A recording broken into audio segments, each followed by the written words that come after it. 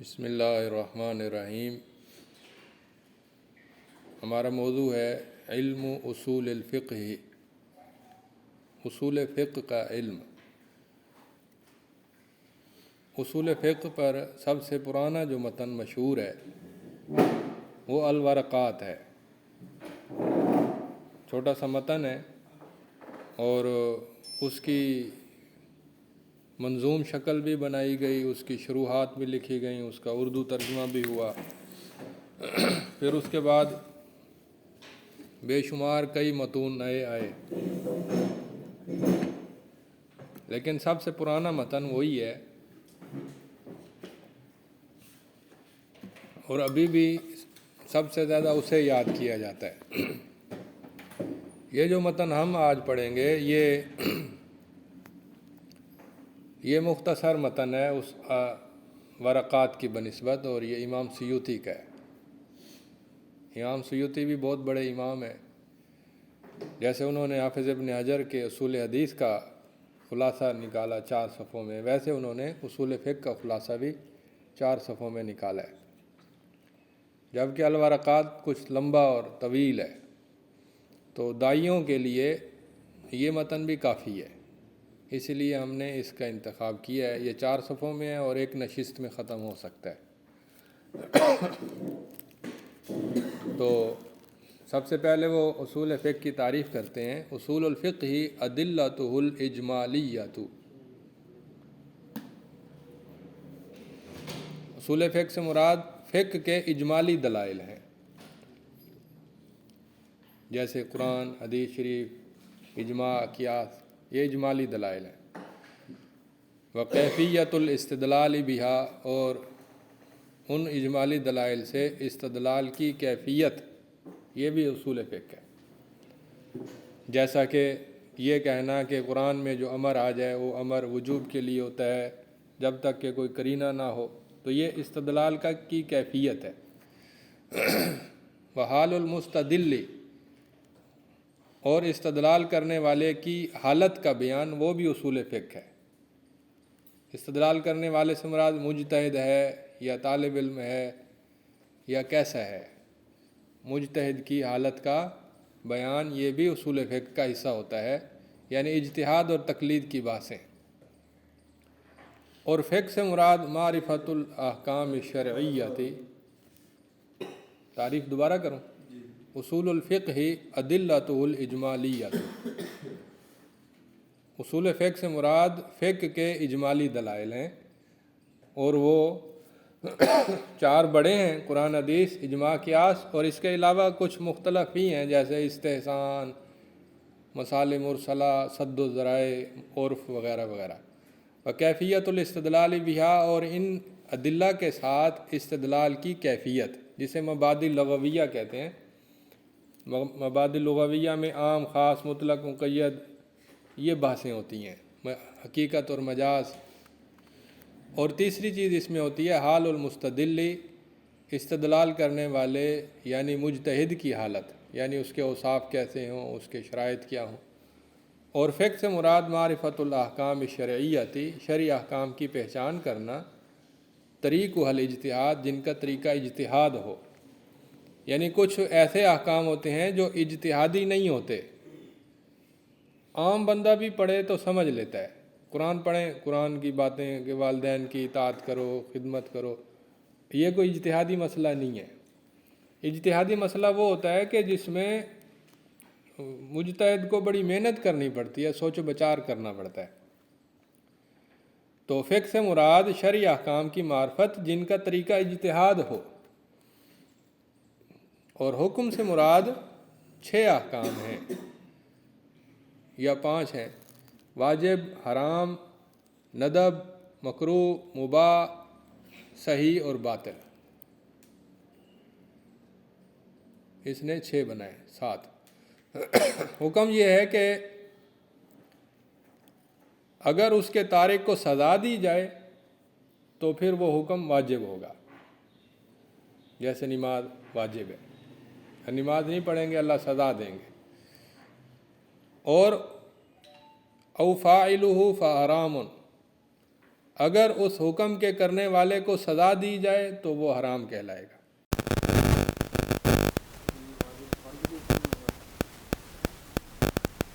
اگر حکم کا تارک کو سزا دی جائے تو واجب، اگر حکم کے فاعل کو سزا دی جائے تو وہ فعل یا وہ حکم حرام۔ نماز کا تارک کو سزا دی جائے گی اللہ کے ہاں۔ او اصیب فاعلہ ندب، اگر حکم کے فاعل کو ثواب دیا جائے تو وہ حکم مندوب مستحب، اور اگر اس کے تارک کو گناہ ہو تو وہ مکروہ، اس کے تارک کو ثواب دیا جائے تو مکروہ، یعنی مکروہ چیزوں کے ترک پر بھی ثواب ہوتا ہے۔ اچھا، اولا ولا، اور اگر یہ ہو کہ نہ سزا دی جائے اور نہ ثواب دیا جائے تو پھر مباح۔ او نافذ واعتد به، اور اگر حکم نافذ ہو جائے اور اس کو شمار بھی کیا جائے تو مثلاً زکوٰۃ ایسے طریقے سے دیں وہ یہاں شمار ہو جائے کہ اس کی زکوٰۃ، تو وہ کہلائے گا کہ حکم صحیح ہو گیا، دوبارہ کرنے کی ضرورت نہیں ہے، یا نماز دہرانے کی ضرورت نہیں ہے۔ او غیرہ، یا اس کے علاوہ ہو، نہ نافذ ہو نہ شمار کیا جائے تو اس حکم کو کہیں گے حکم باطل ہو گیا۔ یہ ابتدائی تعلیمات۔ اس کے بعد وہ کہتا ہے وَتَصَوُّرُ الْمَعْلُومِ عَلَى مَا هُوَ بِهِ عِلْمٌ، کسی معلوم چیز کو حقیقت کے مطابق سمجھ لینا علم کہلاتا ہے۔ مثال کے طور پر توحید ہے، توحید حقیقت میں ہے، اس حقیقت کے مطابق اس کو سمجھ لینا، جان لینا، یہ علم ہے، اور اگر اس حقیقت کے خلاف ہم نے سمجھا ہوا ہے تو یہ جہالت ہے۔ متوقف علی نظر و استدلال مکتسب، والمتوقف ہونا چاہیے، اور جو چیز نظر اور استدلال پر موقوف ہو اس علم کو علم اکتسابی کہتے ہیں، یا متوقف ہو بھی ٹھیک ہے۔ اور جو معلوم چیز یا جو چیز غور و فکر کرنے پر اور استدلال پر موقوف ہو تو اسے علم اکتسابی کہتے ہیں، اور جو اس کے علاوہ ہو وغیرہ ضروری، اور جو اس کے علاوہ ہو اسے علم ضروری کہتے ہیں۔ علم ضروری علم بدیہی ہوتا ہے۔ مثال کے طور پر آپ باہر نکلیں اور آسمان روشن ہو، آپ کہیں گے کہ سورج نکلا ہوا ہے، اس میں سوچ و بچار کی ضرورت نہیں ہے، لیکن بعض چیزوں میں سوچ و بچار کی ضرورت ہوتی ہے، مثلا مرنے کے بعد زندہ ہونا ہے، اس کے لیے سوچ و بچار کی ضرورت ہوتی ہے کہ کیسے پتہ چلا کہ ہم نے زندہ ہونا ہے، آج تک تو کوئی زندہ ہوا نہیں ہے، ہم کیسے اندازہ لگائیں کہ ہونا ہے، تو یہ علم اکتسابی ہے۔ والنظر الفکر فی المطلوب، نظر یعنی غور و فکر کرنا، یہ تفکر ہے مطلوب کے اندر۔ والدلیل، اور دلیل جو ہوتی ہے المرشد، اور رہنمائی کرنے والی ہوتی ہے۔ والظن راجح التجویزین، تجویزین ہونا چاہیے، اور ظن جو ہے دو تجویزوں میں سے راجح کو ظن کہتے ہیں۔ مثلا فلاں شخص آیا ہے یا نہیں آیا، دو تجویزیں، زیادہ گمان یہ ہے کہ آیا ہے تو اسے ظن کہیں گے۔ والمرجوح، اور جو دوسرا گمان ہے کہ زیادہ گمان ہے کہ وہ آیا ہے اور کم گمان ہے کہ وہ نہیں آیا، تو جو مرجوح ہے اسے وہم کہیں گے، اور اگر دونوں چیزیں برابر ہوں تو اسے شک کہیں گے۔ یہ بنیادی اصطلاحات ہیں جو استعمال ہوتی ہیں۔ الادلۃ الکتاب والسنۃ والاجماع والقیاس، فقہ کے جو بنیادی دلائل ہیں چار ہیں، کتاب و سنت، اجماع اور قیاس۔ مباحث الکتاب، قرآن کے مباحث وہ یہ ہیں: الکلام، قرآن کی کلام، امر و نہی و خبر و استفہام و تمن و عرض۔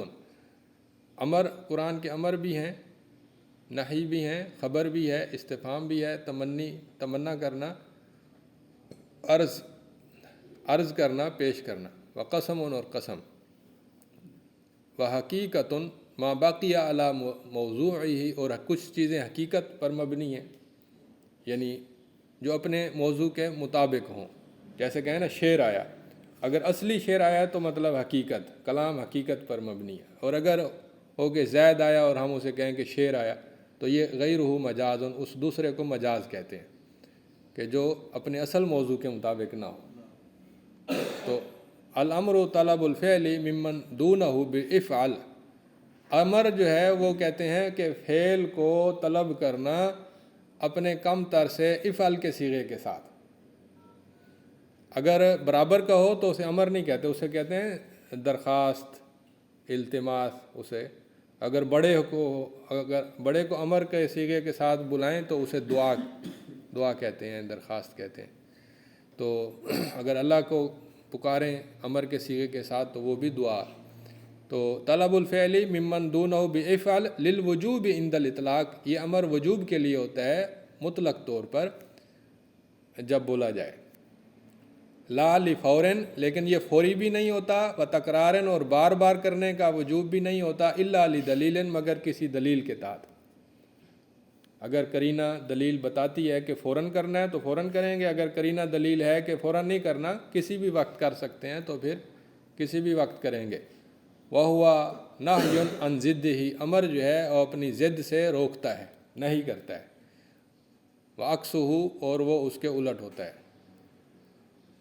نہیں جو ہے اس کے الٹ ہوتا ہے. وَيُوجِبُ مَا لَا يَتِمُّ إِلَّا بِهِ، اور امر واجب کرتا ہے اس چیز کو کہ جس کے بغیر امر کو پورا نہ کیا جا سکے. یہ بڑی لمبی چوڑی بحث ہے کہ ما لا یتم الواجب الا به فهو واجب، جس چیز کے بغیر واجب پورا نہ ہو تو وہ چیز بھی واجب ہو جاتی ہے. مثال کے طور پر نماز کے لیے وضو کرنا ہے، اور وضو کے لیے پانی کی ضرورت ہے، اور پانی تب ہوگا جب موٹر چلائیں گے، تو موٹر چلانا بھی واجب ہو گیا. سمجھ آ گئی؟ حالانکہ موٹر چلانے کا ذکر قرآن حدیث میں نہیں ہے، لیکن پانی کی تلاش تو ضروری ہے نا.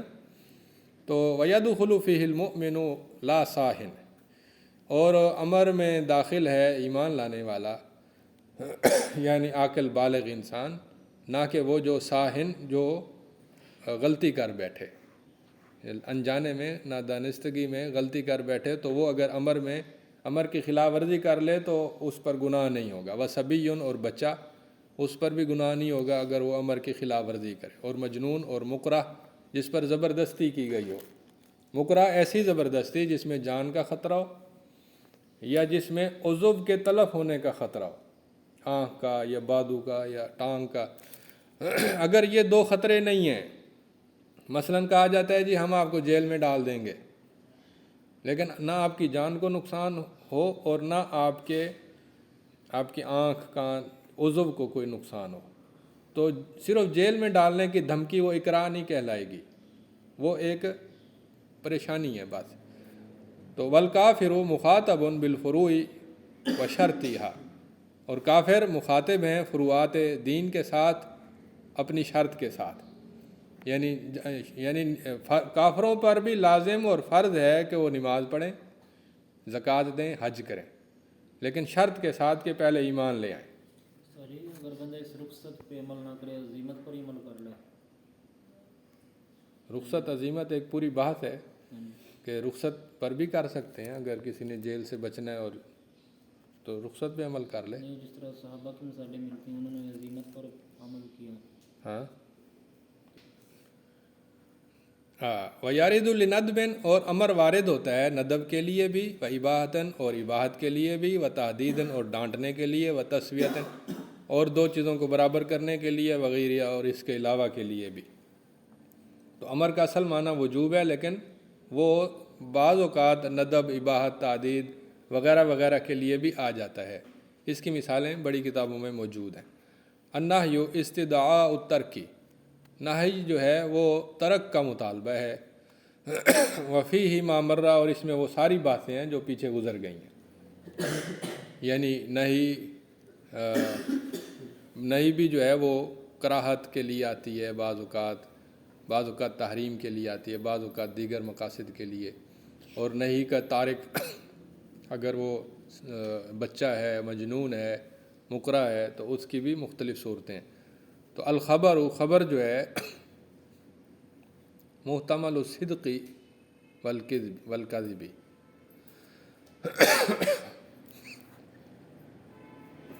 خبر جو ہے خبر وہ کلام ہے جو صدق کا بھی احتمال رکھے اور جھوٹ کا بھی احتمال رکھے، وغیر ہو انشاؤن، اور جو خبر کے علاوہ جو چیز ہوتی ہے وہ انشاء کہلاتی ہے۔ بتاتا ہوں،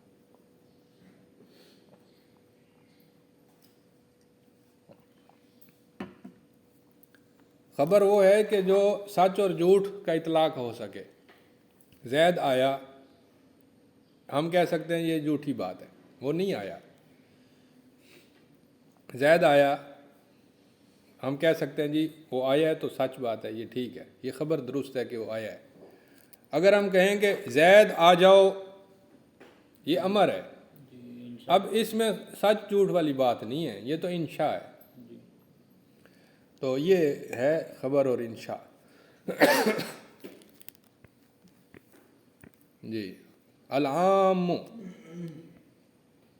ما شامل فوق واحد، عام جو ہے لفظ عام جو ایک سے زائد افراد پر مشتمل ہو، جیسے جاء الرجال، بہت سارے آدمی آئے، تو رجال پر جب الف لام آیا تو یہ عام ہو گیا۔ وَلَفْظُهُ ذُو اللَّامِ فَرْدًا وَجَمْعًا، اور عام کا جو لفظ ہے لام الف لام کے ساتھ آتا ہے، اگرچہ وہ ایک ہو یا جمع ہو، جیسے ان الانسان لفی خسر، الانسان واحد ہے لیکن وہ عام ہے، تمام انسان خسارے میں۔ وجمعًا، اور جمع پر بھی الف لام آتا ہے، جیسے جاءت الرجال، ڈھیر سارے آدمی آئے۔ ومن، اور من کا لفظ بھی عام ہے، ما، ایو، اینا، متا، یہ عام کے صیغے ہیں۔ ولا فی النکرات، اور نکرات پر جو لا نفی جنس آتا ہے نا، یہ بھی عام ہوتا ہے، جیسے لا صلاۃ الا بفاتحۃ الکتاب۔ ولا عموم فی الفعل، اور فعل میں عموم نہیں ہوتا، اسموں میں عموم ہوتا ہے، فعل میں عموم نہیں ہوتا۔ التخصیص تمییز بعض الجملۃ بشرط ولو مقدما وصفۃ،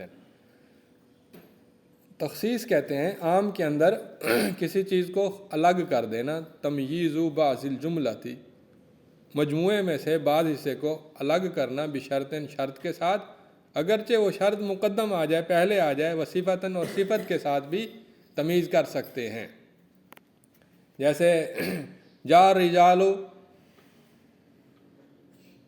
الا زیدن، تمام آدمی آئے سوائے زید کے، اب زید تخصیص ہو گئی، استثناء ہو گیا۔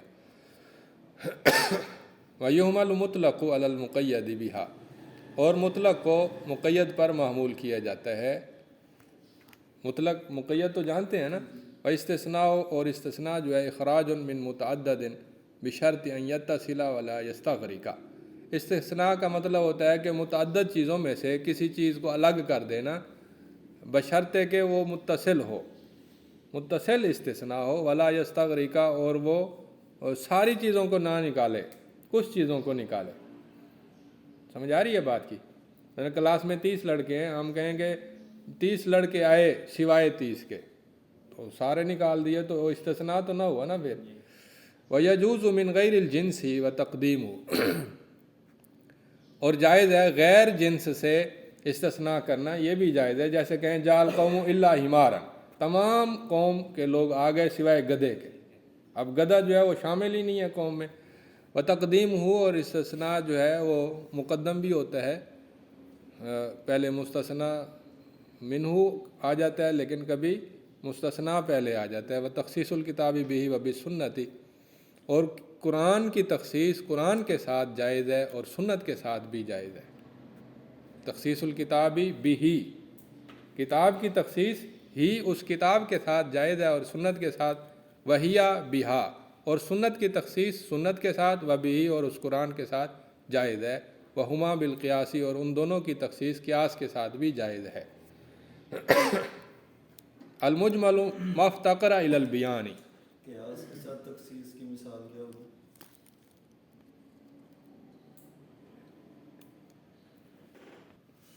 مجمل وہ ہے کہ جو بیان کا محتاج ہو، جیسے قرآن میں آئے اقیموا الصلاۃ، نماز پڑھو، اب نماز کیسے پڑھنی ہے قرآن میں کسی جگہ پہ نہیں ہے، گویا قرآن کا اجمال اس کی تفسیر کی ضرورت ہے جو کہ حدیث شریف نے کر دی۔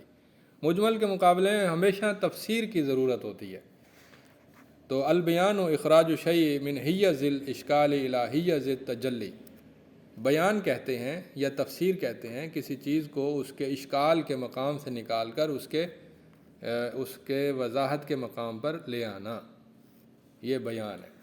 جیسا کہ حدیث شریف نے نماز کا طریقہ بتا دیا تو یہ بیان ہو گیا۔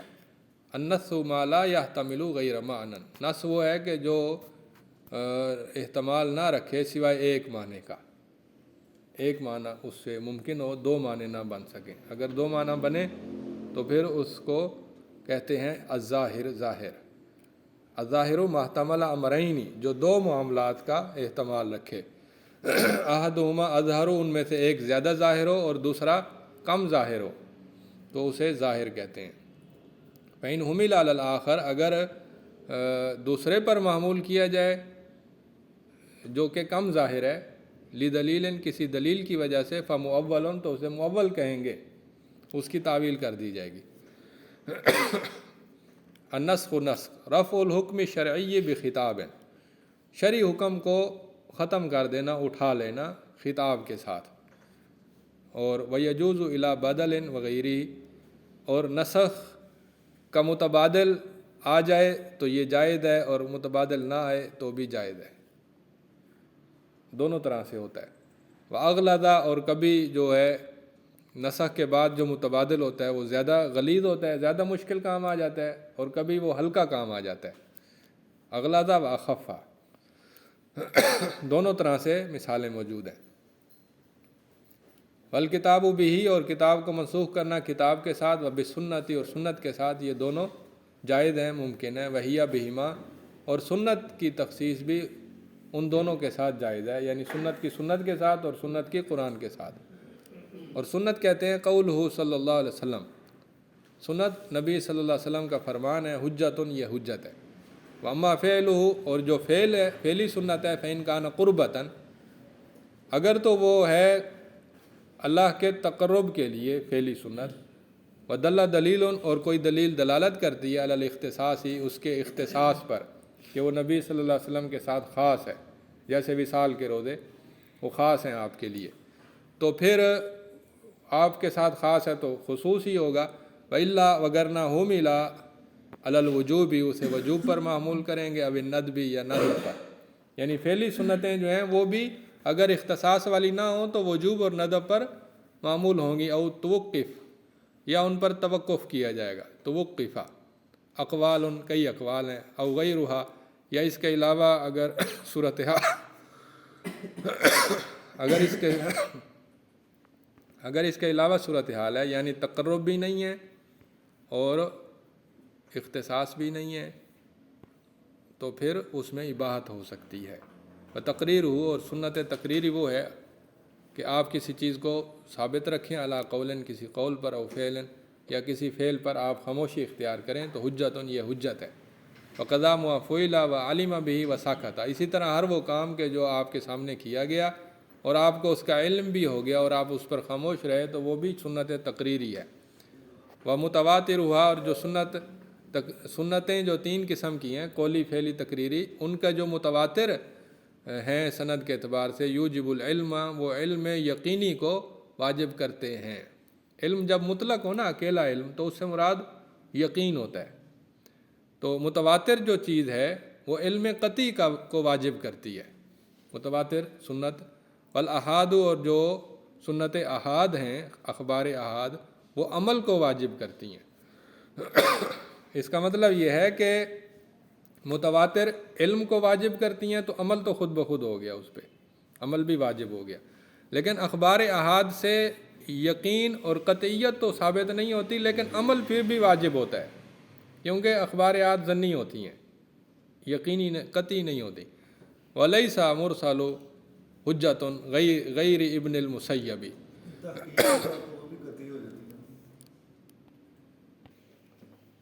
اور مرسل جو ہے وہ ابن مسیب کے مرسل کے علاوہ باقی سب مراسیل وہ حجت نہیں ہے۔ اس میں اختلاف ہے، محدثین کے نزدیک مرسل حجت نہیں ہوتی۔ کیونکہ جو راوی گرا ہوا ہے وہ صحابی بھی ہو سکتا ہے، غیر صحابی بھی ہو سکتا ہے۔ الاجماع اتفاق فقہاء العصری، کسی دور کے تمام فقہا کا اکٹھا ہو جانا کسی حادثے کے حکم پر وہ اجماع کہلاتا ہے اور یہ حجت ہوتا ہے۔ وعلی من بعدہ، اور بعد والوں پر وہ حجت ہے، فی ای عصر کانا، چاہے جس بھی زمانے میں ہو۔ ولا یشترط انقراضہ، اور یہ شرط نہیں ہے کہ زمانہ گزر جائے تو پھر حجت ہے، اجماع واقع ہونے کے بعد اپنے دور میں بھی وہ حجت ہوتا ہے۔ ولا یجوز الرجوع، اور اس میں رجوع کرنا جائز نہیں ہوتا۔ ولا یعتبر قول من ولد فی حیاتہ، اور اس شخص کا قول معتبر نہیں ہوتا کہ جو مجتہدین کی زندگی میں پیدا ہو، کیونکہ جو پیدا ہوا لیکن ابھی اس نے بڑے ہو کر عالم بننا ہے نا، تو ابھی جب تک عالم نہیں بنے گا اس کا قول معتبر نہیں ہے۔ یا وہ بڑا ہو گیا اور پھر اس نے بعد میں مخالفت کی تو پھر بھی وہ مخالفت حجت نہیں ہے، کہ اگرچہ وہ ان کے زمانے میں پیدا ہوا اور ان کا ہم اثر ہے، لیکن وہ چونکہ صاحب اجتہاد بعد میں بنا ہے، اس لیے اس کا موافق ہونا یا مخالف ہونا وہ مضر نہیں ہے۔ وَيَصِحُ بِقَوْلٍ وَفِعْلٍ، اجماع قولی بھی ہوتا ہے اور فعلی بھی ہوتا ہے۔ فعلی کا مطلب یہ ہے کہ کچھ لوگوں نے ایک قول بیان کیا، اختیار کیا، باقی صاحب نے اس پر تردید نہیں کی اور خاموشی اختیار کی، تو یہ فعلی موافقت ہو گئی، تو یہ بھی اجماع ہوتا ہے، اجماع سکوتی سے کہتے ہیں۔ وَمِن بَعْضٍ لَمْ يُخَالَفْ، اور بعض کی طرف سے ہوتا ہے کہ جن کی مخالفت نہ کی گئی ہو۔ وَلَيْسَ قَوْلُ صَحَابِيٍّ حُجَّةً عَلَى الْجَدِيدِ، اور صحابی کا قول حجت نہیں ہوتا علی الجدید، شاید یہ جدید قول کے مطابق یہ اس کا یہ معنی ہے۔ نہیں، اجماع قولی اور فعلی، اس کی کیا تعریف ہے؟ قولی جو قول کے ذریعے ہو، القیاس رد فرع الی اصل بعلت جامعۃ فی الحکم، قیاس کہتے ہیں فرع کو اصل کی طرف لوٹانا کسی ایسی علت کے ساتھ جو حکم میں جامع ہو، اکٹھا ہونے والی ہو، اصل اور فرع میں مشترک ہو، جامع ہو، تو اس صورت میں فرع کو اصل کی طرف لوٹا دینا یہ قیاس کہلاتا ہے۔ جیسے اس کی مثال آپ کو مشہور مثال ہے شراب اور نبیذ والی۔ شراب جو ہے حرام ہے، اور نبیذ میں بھی اگر نشہ ہو تو نبیذ کا حکم بھی شراب والا ہے۔ فَإِنْ أَوْجَبَتْهُ الْعِلَّةُ فَقِيَاسُ عِلَّةٍ، اگر اس قیاس کو واجب کرنے والی چیز علت ہو تو اسے قیاس علت کہتے ہیں، یعنی علت واضح ہو۔ او دلت فدلالت، اگر علت واضح نہ ہو، علت دلالت کرے، اشارہ دے، دلالت کرے، تو اسے کہیں گے قیاس دلالت۔ اور اگر علت تردد بین اصلین، وہ دو اصلوں کے درمیان متردد ہو اور سمجھ نہ آئے کہ اس کو کس کے ساتھ ملائیں، لیکن الحق بالاشبہ، کسی زیادہ مشابہ چیز کے ساتھ لاحق کر دی جائے دو اصلوں میں سے، تو فشابہ، اسے قیاس شبہ کہیں گے۔ تین صورتیں ہو گئیں قیاس کی۔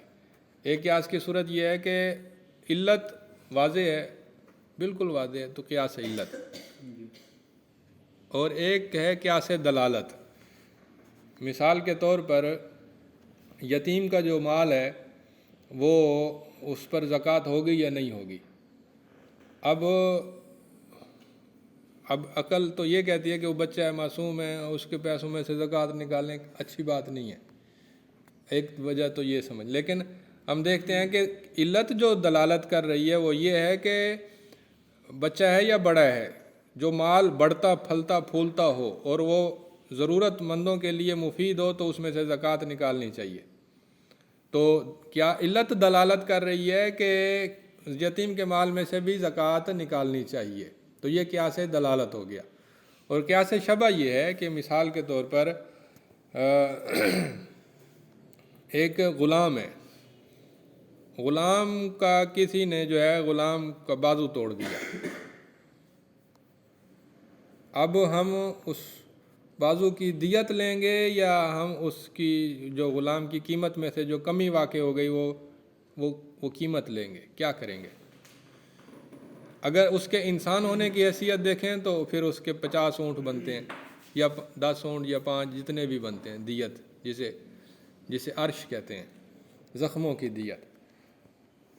لیکن اگر ہم دیکھیں کہ وہ تو غلام ہے اور غلام کی خرید و فروخت ہوتی ہے جیسا کہ چیزوں کی ہوتی ہے، جیسے تجارتی مال کی ہوتی ہے، اس حساب سے دیکھیں تو پھر اس کی قیمت میں سے جو پیسے کم ہو جاتے ہیں بازو کے ٹوٹنے سے، تو پھر وہ قیمت ہم لیں گے۔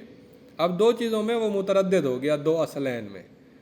تو جس چیز کے ساتھ زیادہ مشابہت ہے وہ ہے اس کا مال تجارت ہونا، لہذا ہم اس کی قیمت میں سے جو پیسے کم ہو جاتے ہیں بازو کے ٹوٹنے سے تو ہم وہ قیمت لیں گے، نہ کہ اس کی دیت لیں گے۔ تو یہ کیا سے شبہ ہو گیا۔ وشرط الاصل ثبوتہ بدلیل وفاقی، اور قیاس میں جو اصل ہوتا ہے اس کی شرط یہ ہے کہ وہ ثابت ہو وفاقی دلیل کے ساتھ، یعنی مجموعی طور پر مضبوط دلیل ہو اور وہ جمع بھی کرتی ہو دوسرے کو، یہ نہ ہو کہ وہ اختصاص والی ہو۔ والفرعی، اور فرع کی جو شرط ہے وہ یہ ہے کہ مناسبت ہو، وہ مناسبت رکھتی ہو اصل کے ساتھ۔ والعلتی، اور علت کی شرط یہ ہے الاعتراض، کہ وہ جاری ہو سکے، علت آگے بڑھ کر دوسرے میں نظر بھی آتی ہو، جاری بھی ہوتی ہو، نہ کہ وہ اپنے اصل تک محدود ہو۔ وکذالک الحکم، اسی طرح حکم کی شرط بھی یہ ہے کہ وہ جاری ہوتا ہو۔ وہی الجالبۃ لہ، اور وہ اس حکم کو کھینچنے والا ہوتا ہے۔ استصحاب الاصل عند عدم الدلیل حجت، جب کوئی اور دلیل نہ ہو تو اصل کا استصحاب حجت ہوتا ہے۔ استصحاب جانتے ہیں؟ ہاں ٹھیک ہے۔ واصل المنافع بعد البعثۃ الحل، نبی صلی اللہ علیہ وسلم کی بعثت کے بعد جو منافع کے اصل ہیں وہ حلال ہیں، یعنی منافع میں ہر وہ چیز جو نفع بخش ہو، مفید ہو انسانوں کے لیے، نقصان دہ نہ ہو، اس میں اصل تو یہ ہے کہ وہ حلال ہوتی ہے۔ والمضار التحریم، اور نقصان دہ چیزوں کی اصل یہ ہے کہ وہ حرام ہوتی ہے۔ اب یہ اصل تو یہی ہیں، لیکن بعض اوقات کسی ضرورت کے تحت محظورات بھی حلال ہو جاتے ہیں۔ الاستدلال، استدلال اذا تعارض عام معنی او خاص ثانی وامکن الجمع جمعہ، جب 2 عام یا 2 خاص آپس میں متعارض ہو جائیں اور جمع تطبیق ممکن ہو تو پھر تطبیق دی جائے گی، وَإِلَّا، وگرنہ وقفہ، توقف کیا جائے گا۔ فَإِنْ عُلِمَ، اگر تو پتہ چل جائے متاخر کا متقدم سے تو پھر متاخر جو ہے وہ ناسخ کہلائے گا، اور اگر عام اور خاص کا تعارض ہو جائے تو خص بھی، عام کو خاص کے ساتھ تخصیص کریں گے۔ او کل عام و خاص، اور اگر او کل عام و خاص خص کل بکل، اگر ایک کلی ہے وہ بھی عام ہے اور دوسرا خاص ہے تو ایک کل کو دوسرے کل کے ساتھ خاص کیا جائے گا۔ اس کی بھی میں مثال دیتا ہوں آپ کو۔ اس کی مثال یہ ہے کہ نبی صلی اللہ علیہ وسلم نے فرمایا کہ ایک عام کلی ہے، ایک خاص کلی ہے، تو اس میں کیا کریں گے؟ دونوں کو ایک دوسرے کے ساتھ خاص کر سکتے ہیں۔ اس کی مثال یہ ہے کہ نبی صلی اللہ علیہ وسلم نے فرمایا کہ جو فجر کی 2 سنتیں ہیں نا وہ گھر میں پڑھو، اور یہ بھی فرمایا کہ فجر کی جو مسجد میں آئے تو وہ مسجد میں آ کر تحیت المسجد پڑھ سکتا ہے۔ یہ ایک کلی ہے، یعنی یہ اس کا کوئی وقت نہیں بتایا، وہ ایک کلی ہے کہ جب بھی مسجد میں آؤ، مسجد میں آ کر 2 سنتیں تحیت المسجد پڑھ سکتے ہو۔ اچھا، دوسرا یہ بھی نبی صلی اللہ علیہ وسلم نے فرمایا کہ فجر کی نماز فرض سے پہلے صرف 2 سنتیں پڑھو۔ یہ بھی حدیث میں آتا ہے کہ نبی صلی اللہ علیہ وسلم 2 سے زیادہ نہیں پڑھتے تھے۔ اب تعارض آ گیا کہ جو بندہ گھر سے پڑھ کر آیا ہے اور وہ مسجد میں داخل ہوا ہے اور ٹائم بھی ہے تو کیا وہ تحیت المسجد پڑھے یا نہ پڑھے؟ تعارض آ گیا نا۔ ایک کلی یہ کہہ رہی ہے کہ جب بھی آؤ تو پڑھو، دوسری کلی کہہ رہی ہے کہ آپ 2 سے زیادہ پر پڑھتے ہی نہیں تھے، فجر کی 2 سنتوں سے زیادہ سنتے نہیں پڑھتے تھے فرائض سے پہلے، اب دونوں میں تعارض آ گیا، تو دونوں طرح سے تخصیص ہو سکتی ہے۔ تو یہ ہے وَيُقَدَّمُ الظَّاهِرُ وَالْمُوجِبُ لِلْعِلْمِ عَلَى الظَّنِّ، ظاہر کو مقدم کریں گے اور جو چیز علم کو واجب کرے یعنی علم قطعی کو اسے علم ظنی پر مقدم کریں گے، اور کتاب و سنت کو قیاس پر مقدم کریں گے، اور قیاس جلی کو قیاس خفی پر مقدم کریں گے۔ المستدل هو المجتہد، جو استدلال کرنے والا ہوتا ہے اسے مجتہد کہتے ہیں۔ وشرط ہو، اور اس کی شرط یہ ہے العلم بالفقہ اصلا و فرعا، مجتہد عالم ہو فقہ کا اصولی اعتبار سے بھی، یعنی اصول فقہ کا ماہر ہو، اور فروعی اعتبار سے بھی کہ عملی طور پر بھی وہ ڈھیر ساری مثالیں جانتا ہو، اس نے وہ کتابیں پڑھی ہوئی ہوں جو فروعات پر مشتمل ہوتی ہیں۔ خلافاً اختلافات کو بھی جانتا ہو، و مذہباً کسی خاص مذہب کا بھی ماہر ہو تو ہو سکتا ہے۔ والمہمی من تفسیر آیات و اخبار و لغت و نحو و حال روات، اور جو اہم چیزیں ہیں آیتوں کی تفسیر سے وہ بھی جانتا ہو، اور اہم جو اخبار ہیں یعنی احادیث ہیں وہ بھی جانتا ہو، اور لغت میں سے بھی اہم چیزوں کو جانتا ہو، اور نحو اور روات کے حال کے احوال ہیں ان میں سے بھی اہم چیزوں کو جانتا ہو۔ والاجتہاد، اور اجتہاد کی تعریف ہے بذل الوسع فی الغرض، کسی خاص مقصد اور غرض کے لیے اپنی پوری طاقت کو کھپانا، خرچ کرنا تاکہ مسئلے کا حل نکالا جا سکے، اسے اجتہاد کہتے ہیں۔ ولیس کل مجتہد مصیبا، ہر مجتہد درست نہیں ہوتا، کبھی اس سے غلطی بھی ہو جاتی ہے۔ بل ماجور ان لم یقصر، اور اسے بلکہ اجر بھی دیا جاتا ہے اگر وہ کوتاہی نہ کرے، پوری محنت سے اس نے مسئلہ نکالا لیکن اتفاق ایسا بنا کہ وہ ٹھیک مسئلہ نہیں تھا، بعد میں پتہ چلا کہ یہ غلط مسئلہ تھا، تو پھر بھی اسے اجر ملے گا 1 اجر، اور اگر اس کا مسئلہ درست ثابت ہوا تو 2 اجر ملیں گے۔ اور تقلید و قبول و قول، کسی دوسرے کا قول قبول کرنا بلا حجت، بغیر دلیل کے، یعنی اس کو دلیل سمجھ نہیں آتی اور اس نے بغیر دلیل کے بھی کسی کا قول لے لیا تو یہ تقلید ہے۔ تو یہ تقلید عامی کے لیے بعض حالات میں جائز ہے، ولا یجوز لمجتہد، لیکن جو مجتہد ہے اس کے لیے تقلید جائز نہیں ہے، کیونکہ اس کے آلات اجتہاد اتنے طاقتور ہیں کہ وہ خود مسئلہ نکال سکتا ہے۔ لیکن کوئی ایمرجنسی ہو تو ایمرجنسی میں مجتہد بھی فوری طور پر کسی سے مسئلہ پوچھ کر اس پر عمل کر سکتا ہے جب ایمرجنسی ہو۔ تو یہاں پر ہماری یہ بحث ختم ہوتی ہے۔ اجتہاد کی تعریف بامحاورہ